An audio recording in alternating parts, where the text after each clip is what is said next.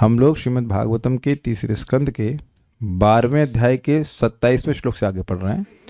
कल हमने सुना था किस प्रकार से अधर्म की सृष्टि हुई थी। हृदि कामो भ्रुवः क्रोधो लोभश्चाधर दच्छदात् आस्याद वाक् सिंधवो मेद्रान निरतिर् पायुरघाश्रयः। ब्रह्मा जी के हृदय से यानी मन से काम की उत्पत्ति हुई। भ्रुवो क्रोधो, भुवो भवों के बीच में से क्रोध की उत्पत्ति हुई। लोभश्चा अधर दच्छदात्, दोनों होठों के बीच से लोभ की उत्पत्ति हुई। और यही तीन अधर्म के द्वार हैं। भगवान गीता में कहते हैं काम क्रोध त्रिविधम नरकम नरकस्येदम द्वारम नाशनम आत्मनः। कामम क्रोधम च लोभम च, ऐसे करके श्लोक 17वें अध्याय के आखिरी में आप देख सकते हैं कि तीन प्रकार के द्वार हैं नरक के, काम क्रोध और लोभ। इनको त्यागना चाहिए। आस्याद वाक सिंधो मेड्रान, आस्याद वाक मतलब उनके मुख से वाणी प्रकट हुई, और सिंधवो मेड्रान उनके जननेन्द्रियों से सिंधु माने कि सागर प्रकट हुए। और निरति ही पायुरगाश्रय, उनके गुदा इंद्रिय से निरति प्रकट हुआ जिसमें जो सारे पापों का आश्रय है। तो ये सब हम चर्चा करा, अब आगे देखते हैं। मेरे पीछे बोलिएगा। छायायाः कर्दमो यज्ञे देवहूत्यः पतिः प्रभो। छायायाः कर्दमो यज्ञे देवहूत्यः पतिः प्रभुः। मनसो देहतश्चेदं यज्ञे विश्वकृतो जगत्। मनसो देहतश्चेदं यज्ञे विश्वकृतो जगत्। छायायाः कर्दमो यज्ञे देवहूत्यः पतिः प्रभो। छायायाः कर्दमो यज्ञे देवहूत्यः पतिः प्रभुः। मनसो देहतश्चेदं यज्ञे विश्वकृतो जगत्। मनसो देहतश्चेदं यज्ञे विश्वकृतो जगत्। बोलिए। छायायाः कर्दमो यज्ञे देवहूत्यः पतिः प्रभुः। छायायाः कर्दमो यज्ञे देवहूत्यः पतिः प्रभो। मनसो देहतश्चेदं यज्ञे विश्वकृतो जगत्। मनसो देहतश्चेदं यज्ञे विश्वकृतो जगत्। महान देवहूति के पति कर्दम मुनि ब्रह्मा की छाया से प्रकट हुए। इस तरह सभी कुछ ब्रह्मा के शरीर से या मन से प्रकट हुआ। छाया या ब्रह्मा जी की छाया से देवहूत्या, देवहूति के पति यानी पति प्रभु कर्दम, प्रभु कर्दम का मतलब हुआ प्रभावशाली कर्दम मुनि यज्ञ यानी प्रकट हुए। इस प्रकार विश्वकृत अर्थात इस तरह विश्व के सृष्टा ब्रह्मा जी के मनसह देहतः, मन देहतः और मन और देह से इदम जगत यज्ञ, यह जगत प्रकट हुआ। बिल्कुल स्पष्ट है। श्लोक देख लीजिए। छाया कर्दमो यज्ञ, ब्रह्मा जी की छाया से एक अर्थ लिया गया छाया का कांति भी। कांति समझते ना, चेहरे की एक प्रकार का प्रकाश कह लीजिए। तो छाया या कांति से कर्दम मुनि प्रकट हुए। कौन थे वो? देवहूत्यः पति। ये कितना अद्भुत बात है भाई, क्या अद्भुत बात है। पत्नी के नाम से पति का परिचय दिया जा रहा है। This is quite interesting. अब ऐसा क्यों? देवहूति, तो देवहूति का क्या स्पेशलिटी है आप बताइए। देवहूति की क्या स्पेशलिटी है? अरे आपसे पूछ रहे हैं। हाँ हाँ, बोलिए बोलिए। पतिव्रता स्त्री थी और बाद में उन्होंने अपने पुत्र से शिक्षा ग्रहण की। कौन थे पुत्र? कपिल मुनि। कौन थे कपिल मुनि? भगवान स्वयं। जी हाँ, समझ में आ गया। भगवान की माँ है, ये एक विशेषता है उनकी। यद्यपि इस तीसरे स्कंद में आप आगे जाकर के देखेंगे तो प्रोटैगनिस्ट कर्दम मुनि लगते हैं कि कर्दम मुनि तपस्या में लगे हुए हैं और वो भी भगवान का अनुभव प्राप्त किए हैं। और देवहूति माता जी कहती मैं तो भोगों में रह गई, ये हो गया वो हो गया। लेकिन यहाँ एक अद्भुत बात आ रही है कि देवहूत्यः पति, देवहूति माता के गर्भ से स्वयं भगवान प्रकट हुए कपिल देव, तो वो बहुत महान है। प्रभु अर्थात प्रभावशाली हैं। प्रभावशाली क्यों है? ऐसे बहुत साल उनकी शादी हो गई, उसके बहुत साल तक वो तपस्या करते रहे। और एक अद्भुत बात हुई कि वह पत्नी का ध्यान तक नहीं रखे। कोई कपड़ा देना है, कुछ पूछना कैसी हो, बुखार तो नहीं है, यह तक नहीं पूछे। और ऐसा नहीं कि निष्ठुर थे, वो समाधिस्थ थे, उनको बाह्य चेतना थी ही नहीं, ऐसे व्यक्ति थे, सोचिए। तो बाद में जब वो अपनी समाधि से बाहर आते हैं तो वो कहती हैं कि हमें संतान चाहिए, सही तो करें लेकिन उसके लिए घर चाहिए, और उनका शरीर भी एकदम जीर्ण हो गया था सेवा करते करते। तो वो कहे जाओ जाकर एक सरोवर का निर्माण करके जाओ, जाकर स्नान करके आओ। स्नान करके आए तो एकदम युवा बिल्कुल स्वस्थ हो गई, ऐसा सामर्थ्य था। और उसके बाद वो एक सुंदर महल की सृष्टि करते हैं अपने योग बल से, और उसको लेके जहाँ चाहे वहाँ चाहे घूमने जाते हैं देवहूति के साथ। उसमें बहुत सारी मतलब सेविकाएं देवी होती हैं। तो वह इतना अद्भुत योग शक्ति का बल था, और भगवान को तो साक्षात देखे ही थे, इसलिए कह रहे प्रभु। प्रभु का मतलब है समर्थ। ये चीजें मनसः, तो ये प्रकट हुए मनसः देहतश्चेदम, मन से और देह से, ब्रह्मा जी के मन से और देह से, इदम, ये इदम जगत, ये पूरा जगत, विश्वकृत जगह, विश्वकृत मतलब ब्रह्मा जी के जो विश्व की सृष्टा हैं उनसे पूरा जगत प्रकट हुआ। क्या स्पेशल बात है, अमीबा से जगत नहीं प्रकट हुआ। हो गया सारा डार्विन थ्योरी का खंडन। यूनिसेलुलर ऑर्गेनिज्म से सारे मंगी फंकी हम लोग नहीं आए हैं, मल्टी सेलुलर नहीं आए हैं। कितना अमेजिंग है ना। सारी इवोल्यूशन थ्योरी एक ही श्लोक से खत्म। सिंपल ना, कोई रिसर्च करने की जरूरत नहीं, कहाँ से पैदा हुए। अमीबा से आप नहीं आए हैं, ना अमीबा हमारा बाप है ना पूर्वज, सिंपल ब्रह्मा जी के द्वारा ही प्रकट हुए हैं। क्या मन से कैसे प्रकट हो जाए? अरे तुम ये मान सकती हो कि यूनिसेलुलर जीवात्मा से, जीवात्मा क्षमा कीजिएगा, वो जीव से, प्राणी से तुम मल्टी सेलुलर बन सकते हो। तो यह क्यों नहीं मान, ये तो कुछ ज़्यादा अविश्वसनीय बात लगती है।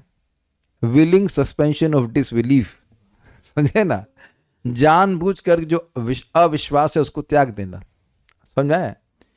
एक कोशिका जीव से इतना कोशिका वाला जीव, बुद्धिमान जीव बन गया, ये अविश्वसनीय बात है, लेकिन उसको जानबूझकर स्वेच्छा से त्याग देते। इसको इंग्लिश में कहते हैं, क्या कहते हैं, विलिंग सस्पेंशन ऑफ डिसबिलीफ। आप समझ में आया इसका अर्थ? तो यही भक्ति में कर देंगे तो चक हो जाएंगे, क्योंकि आप आपको लगेगा अविश्वसनीय है, लेकिन उसको, इस अविश्वास को त्याग दीजिए। समझे? आम और आम, आम आम बोलने से आम तो नहीं आ जाता है, लेकिन राम राम बोलने से राम हो जाता है। तो ये विश्वास तो नहीं होता है लोगों को, लेकिन जानबूझ के इसे त्यागिए, क्योंकि शास्त्र की बात है, ये सत्य है। यानी कि यह प्रवृत्ति हम में है कि विश्वास नहीं होता है, लेकिन फिर भी विश्वास को त्याग देते हैं। करते हैं कि नहीं? ये बायोलॉजी की बात मान रहे हैं, कभी कहीं देखे नहीं इस तरह से, फिर भी मान रहे हैं, जो कि झूठ है। हम जहां जो भागवत में सुन रहे हैं वो सत्य है, लेकिन आपको ये अपने डिसबिलीव को सस्पेंड करना ही पड़ेगा, ये समझते हुए कि इस ब्रह्मांड में जो चीजें हो रही हैं वो मेरी बुद्धि के अनुसार नहीं हो रही हैं। Is it not? और ये शास्त्र जो है वो सब झूठ बोलने के लिए नहीं रखा गया है। इतने जो पूर्ववर्ती महान आचार्य हैं वो अपना जीवन एक क्षण भगवान की सेवा के अलावा नहीं रखते थे। वो इतनी मेहनत करके टीकाएं लिखी हैं, झूठ चीज के ऊपर टीका लिखेंगे। तो ये बात इंपॉर्टेंट है कि मन से भी सृष्टि होती है, देह से भी होती है। अच्छा, ये बता दीजिए कि यहां जिन्होंने संतान उत्पन्न करी, आपको पता है कि संतान उत्पन्न कैसे हुई? क्या ये मैजिक नहीं लगता आपको? इतनी बच्चे पैदा हो रहे हैं, ये मैजिक नहीं लगता? ये चमत्कार नहीं है? और वो भी चमत्कार है कि माँ और पिता के जैसा उसकी आंखें कुछ होती हैं, कुछ नाक होता है, कुछ कान होता है, आधा कान उस पर जाता है, मतलब आधा कुछ पोर्शन पिता बजा रहा है, कुछ पोर्शन माता बजा रही है। ये कौन कर रहा है भाई? यह भी तो चमत्कार है, इज इट नॉट? तो इससे अविश्वास नहीं करना चाहिए। अद्भुत बात है कि जिसके पास पुण्य नहीं होगा वो बहुत फालतू की चीजों पे विश्वास कर लेगा, लेकिन भागवतम पे विश्वास नहीं करते हैं। सारार्थ दर्शनी, सदा राजस और तामस भाव से युक्त व्यक्तियों में भी कभी कभी थोड़ा सात्विक भाव उत्पन्न होता है। अब ये एक बात क्यों आई, कैसे आई बताइए? यह क्यों बोल रहे हैं चक्रवर्ती पाद? अभी आपने सुना अधर्म की सृष्टि हुई, कहां से हुई? ब्रह्मा जी से हुई, और उसके बाद तुरंत क्या बोल रहे हैं, कर्दम जी की। तो कर्दम जी तो अधार्मिक सृष्टि नहीं है। ये बड़ी सुंदर बात है। आप जानते हैं कि भगवत गीता में स्पष्ट कहा गया है 14वें अध्याय में 3 गुणों के वर्णन में कि कभी कभी रजोगुण अभिभूया तमो सत्व रमो, आपको श्लोक तो बिल्कुल याद नहीं है, कभी कभी सत्वगुण रजोगुण तमोगुण को दबा देता है, कभी तमोगुण सत्वगुण और रजोगुण को दबा देता है, और कभी रजोगुण तमोगुण और सत्वगुण को दबा देता है। इसे कहते हैं इंग्लिश में फ्लक्स चलता रहता है, कांस्टेंट। तो ठीक है, गुणों के प्रभाव से ब्रह्मा जी के द्वारा धर्म की सृष्टि भी हुई, लेकिन उसी में वहीं पे सत्वगुण के प्रभाव से कर्दम मुनि की सृष्टि हुई। ये बड़ा इंटरेस्टिंग है। क्यों? इस जगत में कोई व्यक्ति घोर तमोगुणी होता है, लोग बोल देते हैं इसका मतलब उसमें तमोगुण का प्राधान्य है, लेकिन ऐसा नहीं है कि उसमें सत्वगुण का अवकाश है ही नहीं। There is no space for सत्वगुण। उसका फायदा उठाया जाना चाहिए। अगर आप लोगों को भगवान की भक्ति के बारे में बताते हैं तो चाहे घोर तमोगुणी व्यक्ति हो, फिर भी उसका एक चांस हो सकता है कि वह कुछ सत्वगुण का प्रभाव में आ जाए कभी कभी। आप देखो कि बहुत तमोगुणी लोग भी होते हैं, कभी कभी वो प्रकृति में जाना चाहते हैं। प्रकृति का मतलब नेचर को पसंद करते हैं, कुछ शांति चाहते हैं, and there is a chance, there is a hope कि वहाँ पे वह कृष्ण भावना को स्वीकार कर लें। कुछ सत्वगुण रहे तो वह क्लिक करे कि हाँ मर जाएंगे, सब कुछ छूट चला जाएगा, तो इतना पीछे वस्तुओं के भागने की क्या जरूरत है। I hope it's very clear. यह है दिखाने के लिए कहा गया है छाया। छाया का अर्थ है कांति, अर्थात ब्रह्मा की कांति से कपिल जननी देवाहुति के प्रति प्रभावशाली कर्दम ऋषि उत्पन्न हुए। स्पष्ट है तात्पर्य। यद्यपि प्रकृति के 3 गुणों में से सदैव एक की प्रधानता रहती है, किंतु वे कभी भी एक दूसरे से मिश्रित हुए बिना प्रदर्शित नहीं होते। यहाँ तक कि रजो तथा तमो, इन दोनों निम्नतर गुणों की उपस्थिति में भी कभी कभी सतोगुण का अंश रहता है।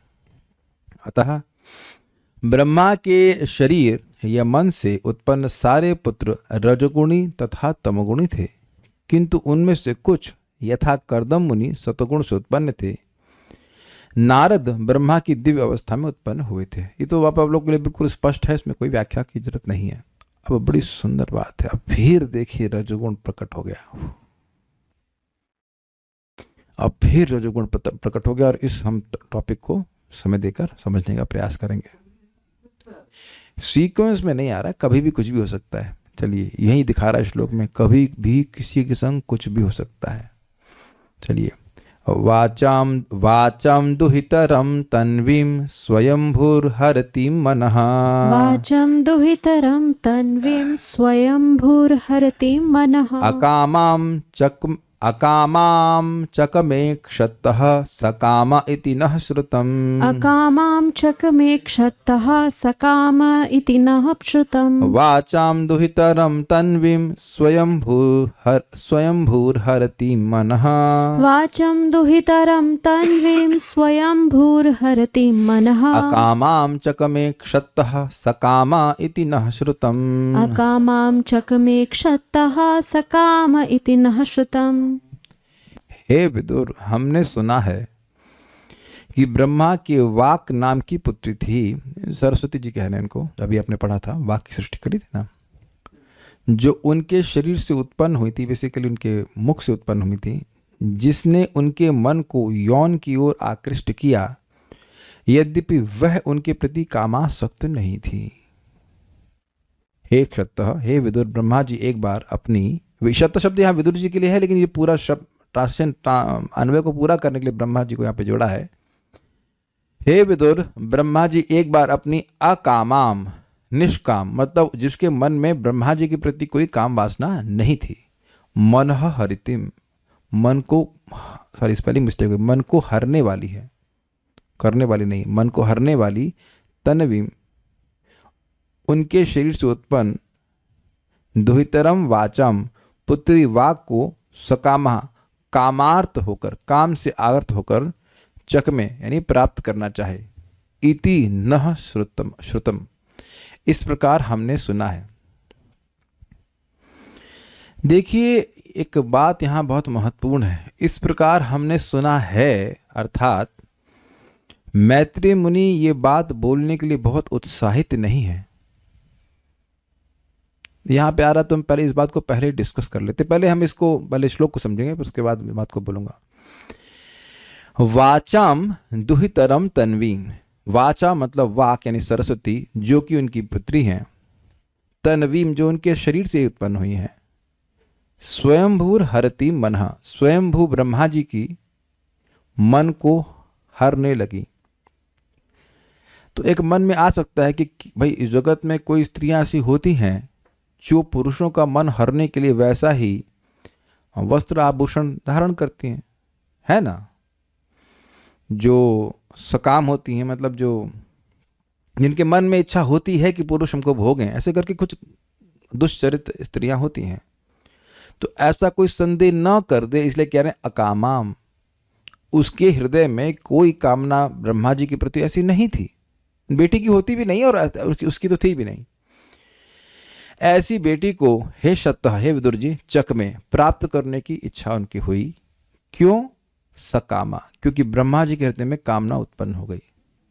अब जो इंपॉर्टेंट पॉइंट है वो है इति नः श्रुतम, ऐसा हमने सुना है। अब देखिए एक बड़ी इंटरेस्टिंग बात है, ये दिखाने के लिए कि काम बहुत शक्तिशाली है। यद्यपि क्या नाम है, मैत्रेय मुनि बोल रहे हैं, लेकिन क्या बोल रहे हैं? कह रहे हैं हमने सुना है, ऐसा नहीं कि बहुत चर्चा की है। ब्रह्मा जी के द्वारा सरस्वती जी प्रकट होती हैं, बहुत सुंदर थी और उनके तरफ उनका मन बस आकृष्ट हो गया था।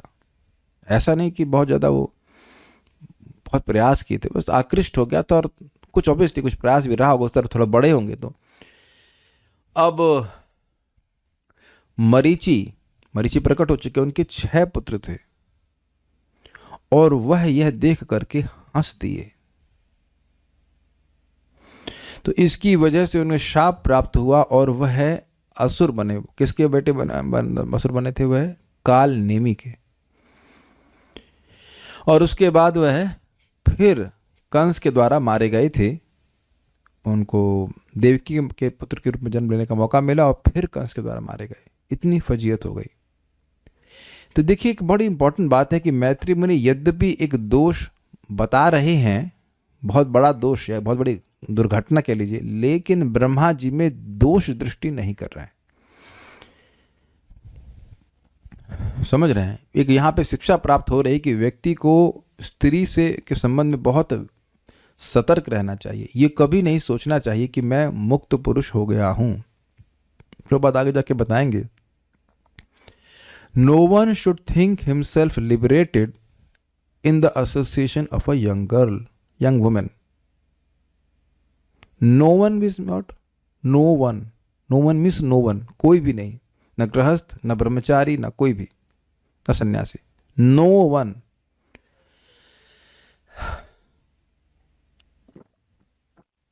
शुरुआत हो गई। बलवान इंद्रिय ग्रामो विद्वान सपि कर्षति। इतने इंद्रियां बलवान हैं कि व्यक्ति को खींच ले जाती हैं। खींच ले जाती हैं मतलब उसका सामर्थ्य नहीं रहता है। No one means no one. इस पर अब कहानी तो जो आएगी अब जानते ही हैं, अब हम बताएंगे आगे, लेकिन एक बहुत बड़ी शिक्षा है। यानी कि ब्रह्मा जी में दोष दृष्टि करने के लिए मैत्रेय मुनि नहीं बोल रहे हैं, लेकिन हम लोगों को शिक्षा देने के लिए बोल रहे हैं। ठीक है ना? ये बहुत इंपॉर्टेंट पॉइंट है। किसी व्यक्ति का एक्सीडेंट हो जाए तो उसका मजाक बनाने के लिए कोई व्यक्ति बोलेगा तो अपराध माना जाएगा, लेकिन कोई अन्य लोगों को शिक्षा दे कि भाई देखो यह गलती आप नहीं करना, आपका भी एक्सीडेंट हो सकता है इस तरह से, तो वहां पे दोष दृष्टि नहीं की जा रही है। ऐसे आगे हम इंद्र के बारे में भी सुनेंगे। तो इंद्र भी महान भक्त हैं, उनके छोटे भाई के रूप में भगवान प्रकट हुए, तो उनकी गलती से व्यक्ति को सीखना होता है। इंद्र में दोष बुद्धि नहीं करनी होती है। ये सबको क्लियर हो रहा है? इसलिए ब्रह्मा जी की दोष दृष्टि नहीं करनी चाहिए, ना ही मैत्रेय मुनि कर रहे हैं। वो घबरा रहे हैं कि कहीं हमसे अपराध ना बन जाए। ब्रह्मा जी फाउंडर आचार्य हैं एक संप्रदाय के। अब हम आगे पढ़ेंगे और बहुत संभल करके पढ़ेंगे।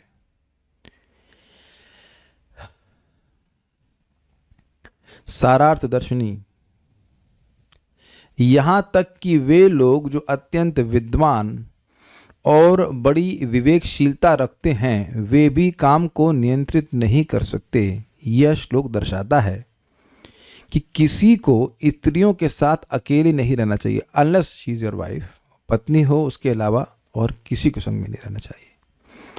मैत्रेय कहते हैं, हमने सुना है, यह इंगित करता है, यद्यपि ये बात नहीं कहनी चाहिए, तथापि ज्ञान देने के लिए मैं इसे बिना दोष दृष्टि के कहता हूँ।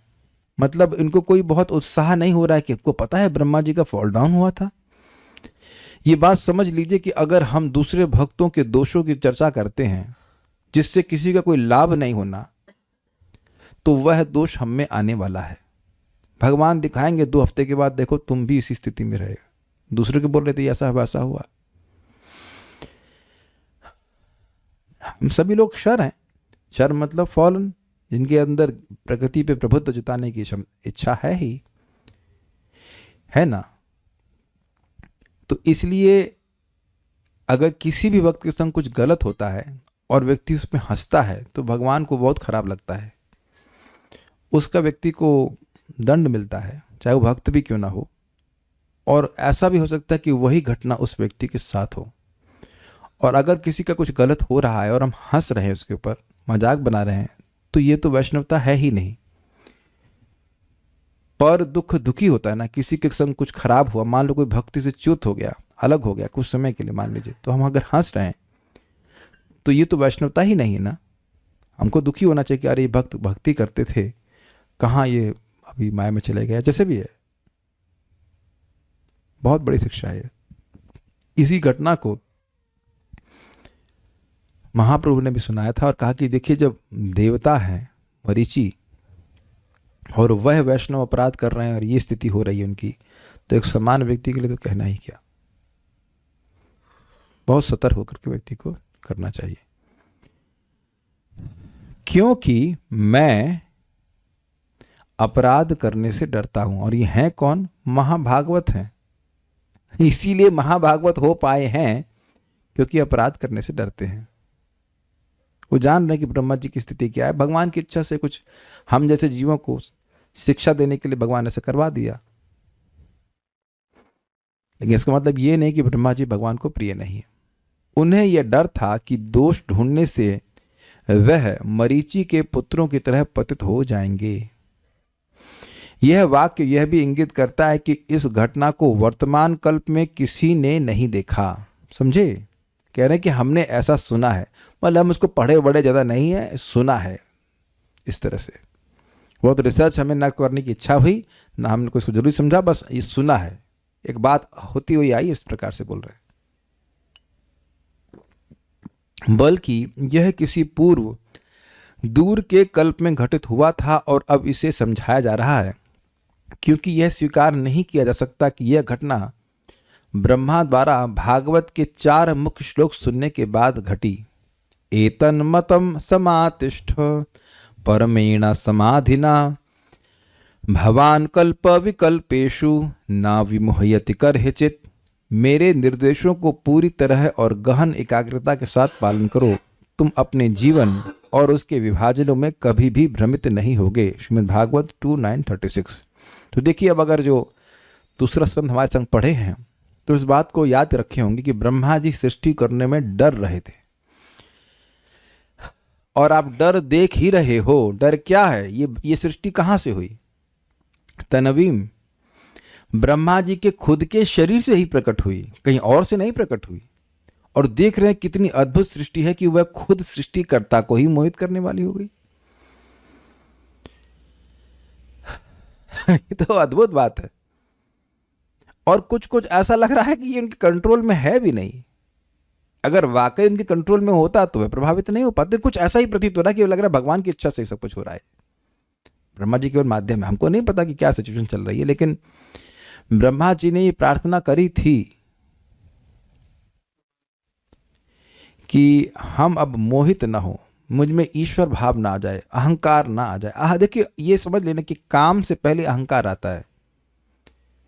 अगर मेरे मन में भावना होगी कि मैं देह हूं, तभी देह को सुख देने वाली कुछ वस्तुओं के प्रति कामना जागृत होगी। अगर मिथ्यांकार नहीं है तो कामना जागृत नहीं हो सकती है। I think it's very simple to understand. तो भगवान ने इसी बात को यहाँ पे उनको आशीर्वाद दिया था कि आप जितने भी कल्प और विकल्प आगे होंगे उनमें आप कभी भी मोहित नहीं होगे। तो इससे पहले के कल्प में कभी ऐसा हुआ होगा। तो ये बात कह रहे हैं कि ये जो भगवान ने बोल दिया है, अब उसके बाद माया ब्रह्मा जी को नहीं छू सकती है। तो ये जो घटना हुई है ये इस बात के, इस कल्प के पहले वाली घटना है। मुझसे ये मत पूछना कौन सा कल्प, I will be angry on this point, because ये सब नहीं बताया जा रहा है। तो ये जो प्रश्न करेगा ये थोड़ा सा मूर्खता वाली बात हो जाएगी। कोई भी अगर आपने किसी ने हिम्मत भी करी प्रश्न करने की ना कौन से कल्प में हुआ, तो बहुत कस के डांट दूंगा मैं, क्योंकि ये मुझे यहाँ पे लिखा नहीं गया है। ये प्रश्न, इस तरह के प्रश्न ना કર્યા करिएगा जो चीज़ लिखी नहीं रहती। जो लिखी नहीं रहेगी हम कैसे बता देंगे? अगर कुछ लिखा हो तो मैत्री बता देते, इस पद में ब्रह्मा जी के 20वें साल के इसमें कल नहीं बता रहे ना। This is not important, this is not important. बस इस बात है कि ब्रह्मा जी को भगवान आशीर्वाद दे दिए हैं, अब उसके बाद वह प्रभावित नहीं हुए। इसीलिए तो ब्रह्मा जी दूसरे स्कंद की शुरुआत में ही बोल दिए हैं कि मेरा मन कभी भौतिक चीजों में नहीं जाता। वो झूठ नहीं बोल रहे हैं। तो ये सारी चीजें भागवत सुनने के पहले हुई थी। जो भी हुई मेरा वो एक ही बार हुआ, ऐसा नहीं कि बार बार होता है।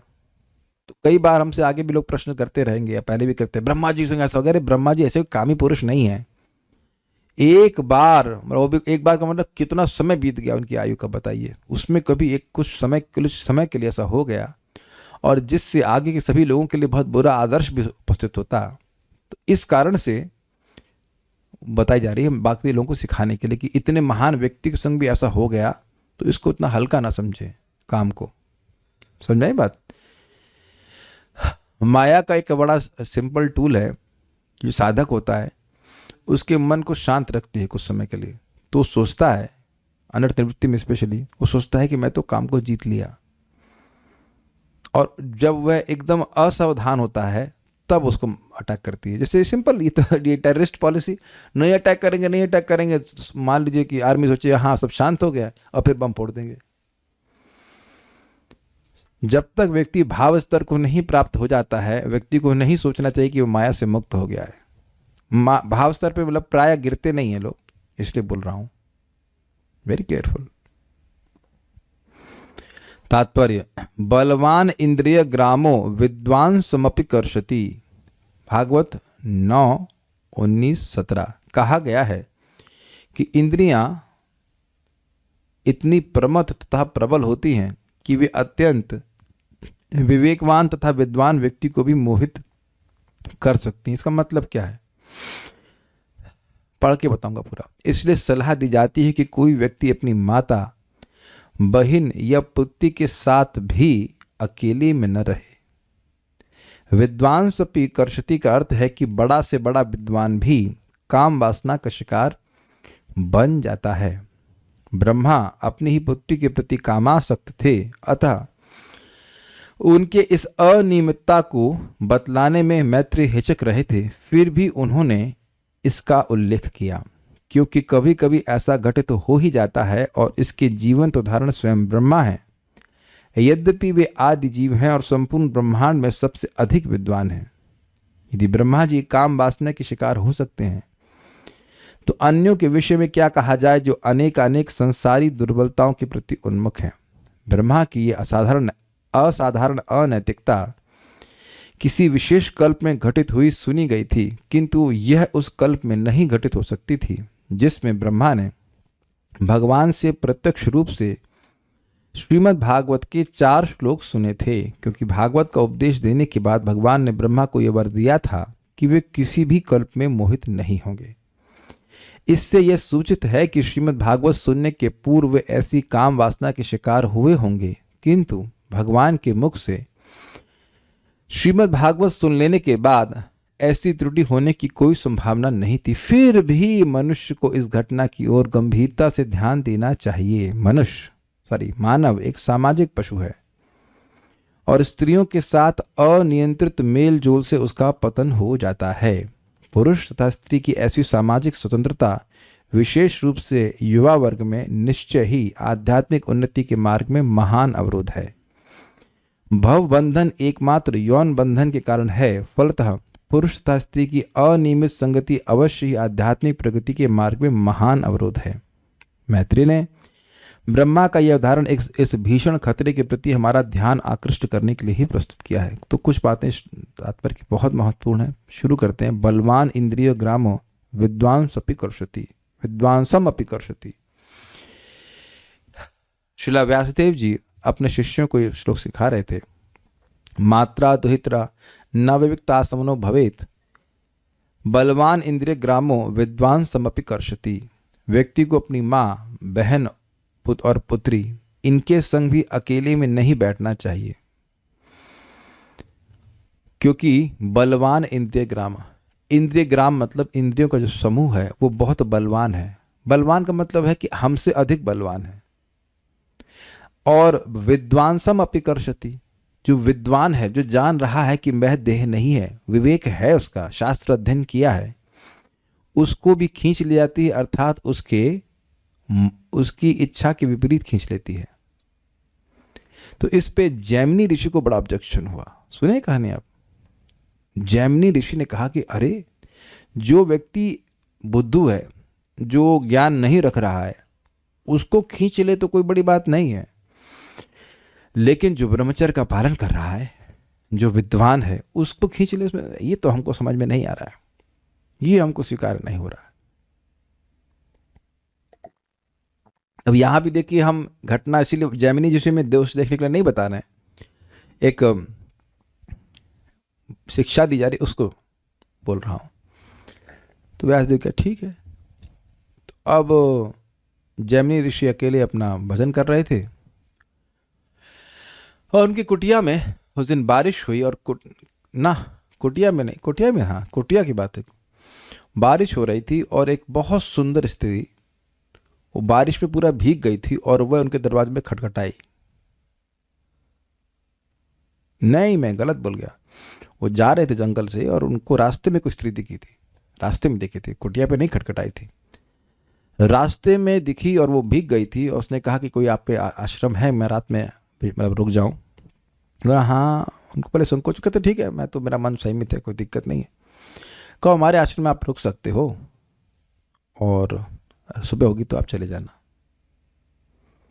तो उन्होंने कहा कि मैं आपके आश्रम में कैसे रहूँगी? तो नहीं, मेरा मन में कोई दिक्कत नहीं है, मेरा मन संयमित है। तो कुटिया के दो भाग थे, एक अंदर वाला रूम था, उसके बाद बाहर वाला रूम था। तो बाहर में ये रुक गए और ये स्त्री अंदर चली गई और उनको जैमिनी ऋषि बोले कि देखो, अगर मैं खटखटाऊं भी और बोलूं भी कि तुम बाहर आ जाओ, तुम्हें बाहर नहीं आना है, ठीक है? तो अंदर चली गई और उसने अंदर से बंद कर लिया। तो अब क्योंकि वो बहुत सुंदर स्त्री, बहुत सुंदर थी, कुछ समय के बाद जैमिनी ऋषि के मन में काम वासना उदित हो गई और कहे खोलो खोलो खोलो खोलो, और दरवाजा पीटने लगे, खोलो। नहीं खोला तो वह इतना वासना बढ़ गई कि वह उस कुटिया के ऊपर चढ़ गए। सुना है भाई, हमने सब सुना है, जो छत है उसको, जो घास फूस था उसको हटा दिए और वहां से छेद करके कूद गए और उसको आलिंगन कर लिया। और जब वो आलिंगन किए तो देखा कि वहां पे दाढ़ी का अनुभव किए दाढ़ी खूब लंबी दाढ़ी। आंख खोले तो देखे कि व्यासदेव जी वहां पे खड़े हैं। वो स्त्री, व्यासदेव जी स्त्री बन के आए थे, कहते हैं विद्वांसम अपि कर्षति, विद्वांसम अपि कर्षति। तो कह रहे हाँ गुरुदेव, हम आपसे अधिक बुद्धिमान नहीं हम समझ गए। ये श्लोक व्यासदेव जी सिखा रहे हैं। It means they understand the potency of lust. बलवान इंद्रिय ग्राम है। और ये बात हम लोग सुन चुके हैं भगवद गीता में। श्रीपाद रामानुजाचार्य जी कहते हैं कि इंद्रियों के व्यापार से ही काम जागृत होता है। व्यक्ति सोचता है कि मैं कुछ थोड़ा देख लेता हूं, मैं छू लेता हूं और कुछ नहीं होगा, लेकिन काम जागृत होता ही इंद्रियों के व्यापार से है। अगर इंद्रियां भगवान की सेवा में लगी रहती हैं तो नहीं होता है। लेकिन सारा जो स्ट्राइक होता है, मतलब जो क्या कहते हैं स्पार्क होता है काम का, वह इंद्रियों के एक्टिवेशन से ही होता है। इंद्रियां कार्य करने लगती हैं तो काम जागृत होने लगता है। इसीलिए भगवान ने गीता में कहा तस्मात् इंद्रियाण्यादौ नियम्य भरतर्षभ। सबसे पहले व्यक्ति को अपनी इंद्रियों को संयमित करना होता है और उस इंद्रियों को भगवान की सेवा में लगाता है तो धीरे धीरे काम संयमित होता है। ये बात है, बहुत बड़ी बात है। हम नाम नहीं रख रहे, एक महान सन्यासी है इस्कॉन में, तो वो बैठे थे कहीं उस रूम में बैठे होंगे, तो कोई एक माता जी आई, माता जी लेकिन not in the mood off माता जी, बहुत भड़कीले कपड़े पहन करके आई। तो महाराज वहाँ से भाग चले। वहाँ अपने को विद्वान, अपने को इंद्रिय संयमी नहीं मान रहे हैं। ऐसा ही व्यक्ति इंद्रिय संयम कर पाएगा। समझ रहे ना बात? जो व्यक्ति सोचेगा कि मैं बहुत इंद्रिय संयमी हो गया हूँ, तो इंद्रिय बताएंगे कि कितना संयमी हो गया है। विद्वांसम अपि कौशति, बहुत बड़ी शिक्षा प्राप्त हो रही है। दूसरा बात यहाँ पे क्या था, ये बहुत अच्छी है। देखिए जीवों में बीमारी क्या है, हृदय दौर्बल्य।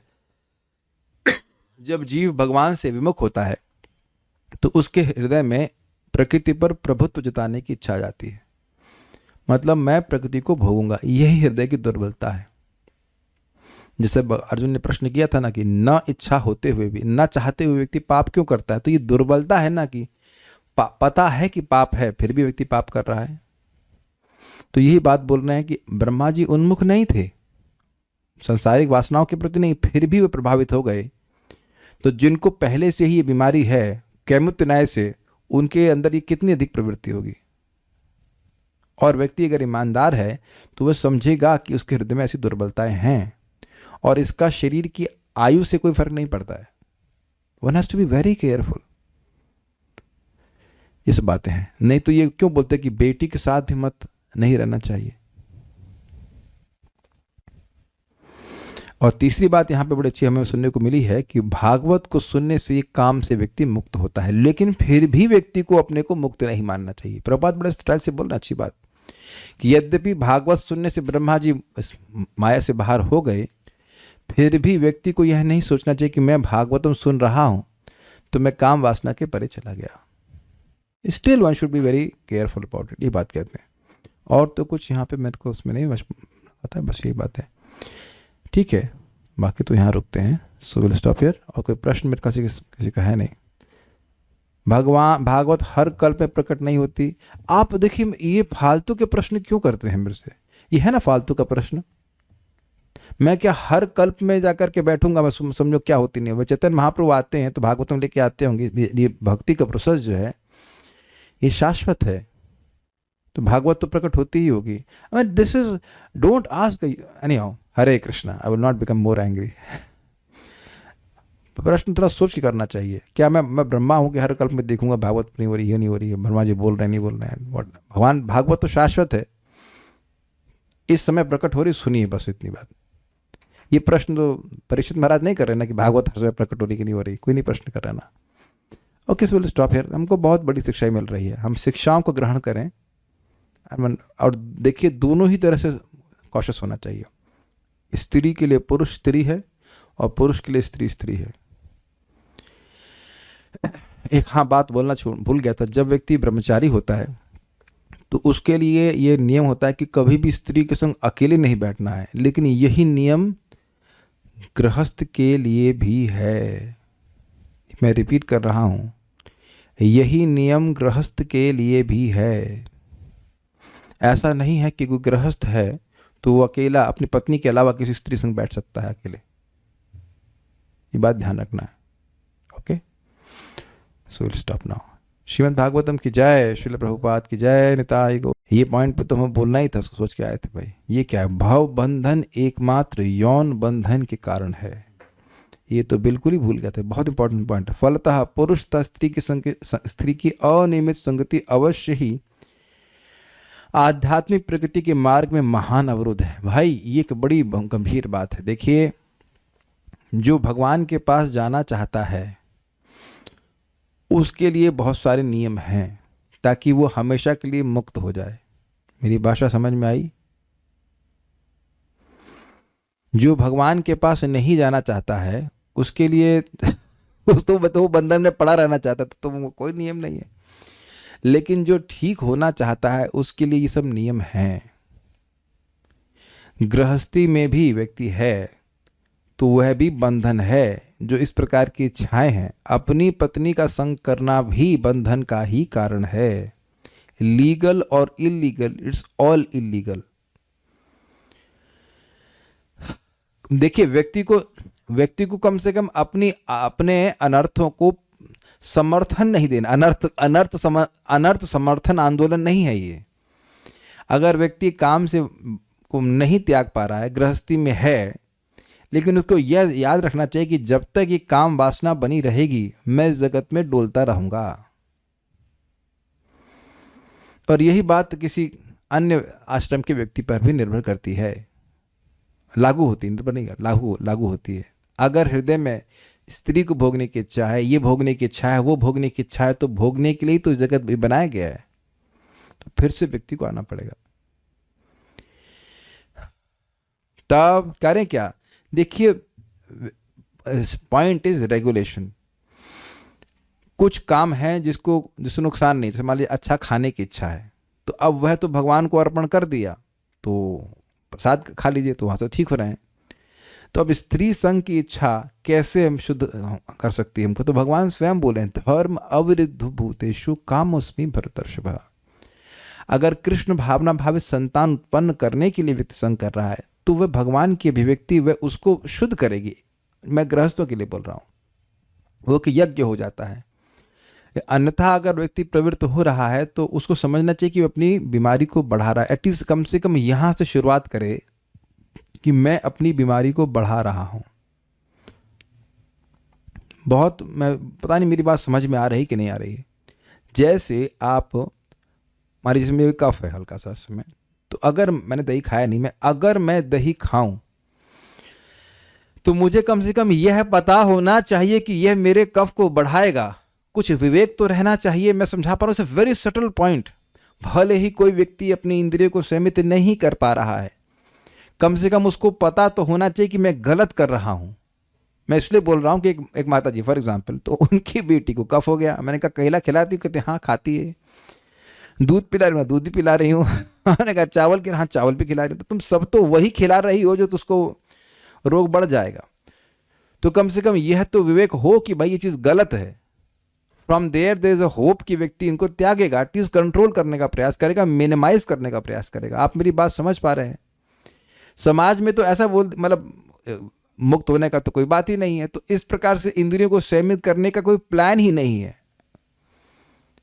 समझ रहे हैं? कोई व्यक्ति सिगरेट पी रहा है तो सिगरेट पीने को अच्छा मान रहा है तो बहुत खराब बात है। कोई व्यक्ति मान लीजिए पी रहा है, उसे खराब मान रहा है, धीरे धीरे कम करने का प्रयास कर रहा है, वो अच्छा व्यक्ति है ना?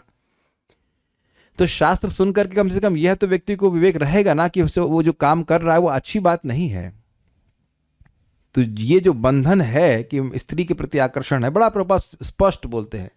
किसी सुंदर लड़की को देख रहे हो और तुम्हारे मन में कोई पिंचिंग सेंसेशन आ रहा है, पिंचिंग समझते हैं, स्मॉल पिंचिंग, कि भाई फिर से देखें, इधर देखें, ऐसे करके, तो अभी तुम्हारा काम नष्ट नहीं हुआ है, अभी तुम बंधन में हो। सिंपल। जैसे भी मुझे कोई कहे कि भाई कफ हो रहा, अभी है, खांसी आ रही है। अब इसके लिए मैं भर्सना नहीं कर रहा हूँ, ना ही भर्सना करने की जरूरत है। ठीक है, मैं इन्फेक्ट अभी कुछ इन्फेक्शन हो गया है, जो भी था, खांसी हो रही है, मैं दवा लूंगा, ठीक हो जाऊंगा। लेकिन ये आकर्षण अगर है अभी, तो इसका मतलब है स्त्री के प्रति आकर्षण रहा, तो इसका मतलब अभी वो बंधन में है। भाई जैसे मुझे भी सांस हल्के से फूल रही है, खांसी है, तो सिम्टम दिख रहे हैं ना बीमारी के, तो ये मेरा शाश्वत सिम्टम तो है नहीं कि जिंदगी भर काफी रहेगा। मैं इससे कुछ, मैं इन्फेक्शन से प्रभावित हूँ, दवा लूंगा, ठीक हो जाऊंगा। लेकिन ये तो मुझे पता है ना सिम्टम्स के द्वारा कि मुझे बीमारी है, तो मैं अपनी बीमारी की वजह से अपनी भर्सना तो नहीं कर रहा हूं ना, नेगेटिव जोन में तो नहीं जा रहा हूं ना कि मेरे को ये हो गया वो गया। ठीक है, तो काम एक बीमारी की तरह है। ठीक है, व्यक्ति चेक कर ले कि भाई स्त्री को देखते हैं तो उधर आकर्षण हो रहा है, या पुरुष को देख रहे तो आकर्षण हो रहा है, जो यानी कि अभी हम इस भावना से इन्फेक्टेड हैं, तो कम से कम उनका इलाज करने के चक्कर में रहे।